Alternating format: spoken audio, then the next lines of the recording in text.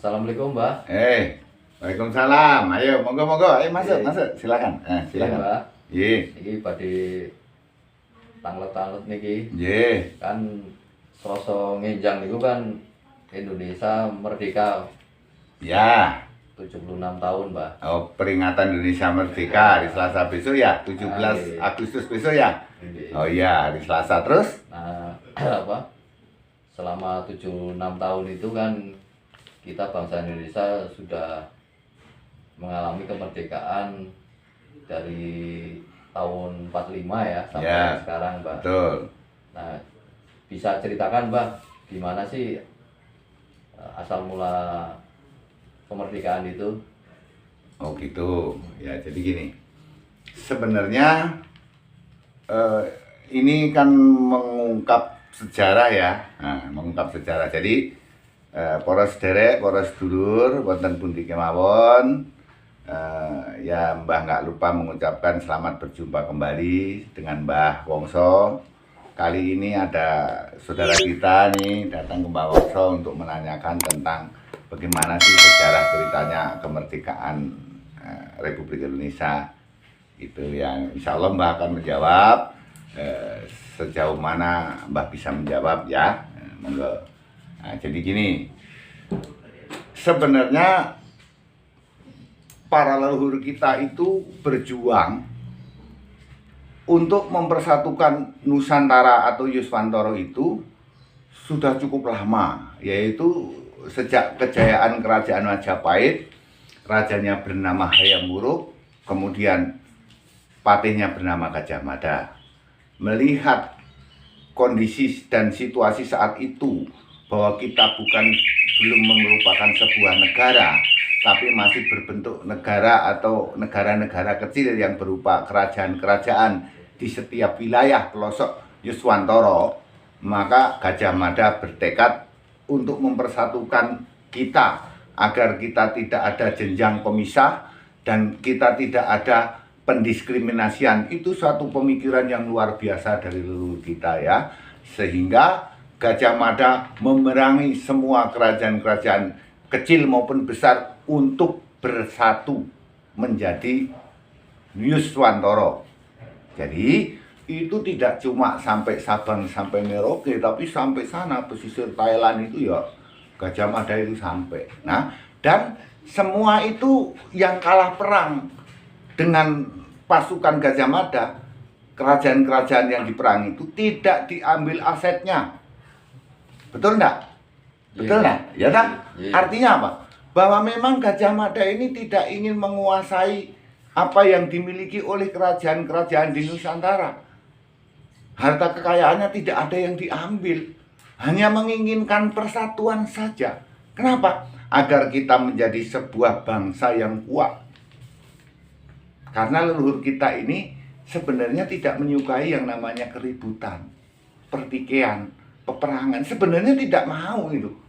Ya, leluhur kita. Nah, ini setelah berjalan waktu demi waktu sampai datangnya Belanda ke Indonesia yang awalnya tidak bermaksud untuk menjajah. Ya. Jadi kedatangan Belanda 1500 kalau nggak salah ya, itu ke Indonesia itu untuk mencari rempah-rempah sebenarnya. Ya. Tapi sehubungan dengan Indonesia ini subur makmur luar biasa, maka Belanda menginginkan untuk menanam rempah-rempah di Indonesia, sehingga terjadilah kontrak. Ya, jadi Belanda itu melakukan kontrak dengan keturunan para raja Nusantara. Ya, bukan menjajah nih. Nah, diberikanlah kontrak tersebut oleh leluhur kita selama 250 tahun. Nah, akan tetapi tahun 1800 itu sudah habis sebenarnya kontraknya. Ya, sehingga Belanda mengajukan perpanjangan kontrak tersebut. Ditambahlah oleh leluhur kita sampai 50 tahun. Ya, sehingga jatuhlah 300 tahun, betul loh? Nah, setelah 1800 itu sudah habis masa kontraknya, sesungguhnya dia sudah tidak punya lagi hak karena kontraknya sudah habis. Tapi karena merasa sudah nyaman, merasa sudah enak, nah, terbentuklah situ serikat dagang VOC, betul Pak? Ya, Pak. Ya kan? Nah, terbentuklah itu sehingga sekaligus dia membentuk suatu badan administrasi. Nah, didatangkanlah teknologi-teknologi baru dari Belanda, yaitu khususnya untuk menerobos jalan-jalan agar mudah transportasi, yaitu berdirilah rel-rel kereta api yang awalnya itu tujuannya mengangkut hasil kebun, tapi sekaligus dia juga mempermudah komunikasi dan transportasi. Ya, gitu. Nah, sehingga karena pada kala itu dari Mataram itu ada leluhur kita, yaitu Pangeran Diponegoro tahun 1825, itu beliau itu sudah punya pasukan. Hanya satu-satunya yang berani menantang Belanda kala itu, ya hanya Pangeran Diponegoro. Sehingga Pangeran Diponegoro membangun pasukan di sepanjang Kali Bogowonto, Jawa Tengah. Betul? Nah, 1825 sampai 1830 terjadilah peperangan saat itu antara pasukan Pangeran Diponegoro melawan Belanda. Kan begitu. Nah, walaupun usianya cuma 5 tahun usia peperangan itu, tapi pihak Belanda merasa bahwa ini ancaman besar bagi pemerintahan Hindia Belanda. Maka kemanapun perginya Pangeran Diponegoro selalu diupayakan untuk ditangkap.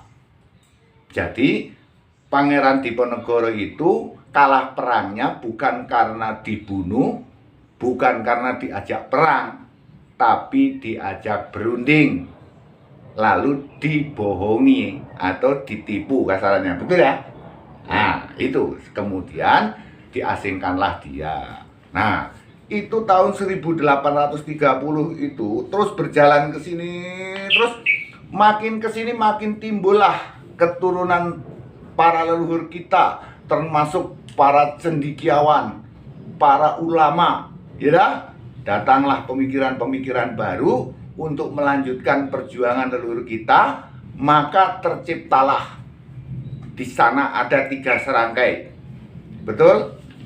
Ada 3 serangkai di sana. Siapa? Yaitu Budi Utomo, H.O.S. Cokro Aminoto, ya, termasuk tadi siapa? Dewes Dekker tadi ya. Nah itu. Nah, di sana ide gagasan timbul. Untuk apa? Kalau begini kita nggak bisa melawan dengan cara kekuatan, tapi harus dengan cara intelektual. Maka para cendekiawan kita bersatu dengan para ulama melakukan sebuah sumpah atau kesepakatan bersama, terjadi pada tahun 1928 yang disebut Sumpah Pemuda. Karena kala itu sebelum melakukan Sumpah Pemuda ini para cendekiawan dan para ulama sudah bersatu, sehingga timbullah perwakilan-perwakilan dari beberapa daerah seperti Yong Java, Yong Sumatera, Yong Celebes, Yong Kalimantan. Betul? Nah, betul enggak? Nah, seperti itu, maka tercetuslah gagasan untuk menyatakan ikrar bersama, yaitu Sumpah Pemuda. Nah, setelah itu perjalanan sejarah, jadi kita ini membicarakan tentang sejarah. Jadi para sederek, para sedulur, para generasi muda bangsa, seluruh Yuswantoro atau Nusantara, marilah kita belajar sejarah kembali. Jangan diabaikan tentang sejarah Yuswantoro. Jadi kalau yang belum tahu, belum paham, cari tahulah, ya. Jadi supaya punya jati diri bangsa kita ini benar-benar itu tumbuh dan kuat di mata dunia. Nah, begitu ya. Nah, kemudian berjalan seiring perjalanannya waktu, tanggal 1 Juni 1945, betul lah, di sana ada seorang yang sudah termasuk pilihannya para leluhur, juga pilihan yang Gusti Allah. Siapa itu? Yaitu Bapak Insinyur Soekarno, dengan gagasannya untuk memperkuat sebuah bangsa. Bila nanti kita ini dinyatakan memang benar diakui merdeka oleh bangsa-bangsa atau PBB, maka beliau menggalilah way of life bangsa ini apa sebenarnya. Nah, apa itu way of life? Way of life itu bagaimana pegangan hidupnya menungso Yuswantoro kuwi apa? Beliau menggagas untuk menggali Pancasila. Jadi Pancasila itu hadir bukan karena olah pikirnya seseorang ya, atau hasil buah karya seseorang. Ini adalah hasil olahan penggalian sejarah yang digagas oleh Bapak Insinyur Soekarno sebagai proklamator kita. Ya, di sana mulailah dipersiapkan. Nah, setelah Indonesia 1945 dinyatakan merdeka dan diterima oleh PBB sebagai negara yang merdeka, maka jadilah yang namanya Pancasila. Nah, kita lihat, tidak ada sebuah negara manapun yang memiliki way of life, pegangan hidup, terkecuali Indonesia, yaitu Pancasila. Maka di dalam sila pertama itu dicetuskan ketuhanan yang Maha Esa. Karena apa? Ini semua berdasarkan rahmating Gusti Allah. Karena rahmat Allah itulah kita menjadi negara yang merdeka. Jadi Pancasila itu hadir karena rahmat Allah Subhanahu wa ta'ala. Ingat ya, jadi kita tidak perlu memperdebatkan, ini jelas, ini sejarah, bukan mitos. Ya, disitulah bangsa-bangsa lain kagum, takjub terhadap Pancasila. Dan Pancasila inilah sumber kekuatan sebuah negara sebenarnya. Ini simbol persatuan yang nggak bisa dipecah. Nah, ini yang harus kita simak. Nah, yang sila kedua dikatakan di sana kemanusiaan yang adil dan beradab. Jadi kita sebagai manusia ini kalau memperlakukan manusia ya harus manusiawi. Maka pemikiran para leluhur kita saat itu sangat menghargai di antara sesama.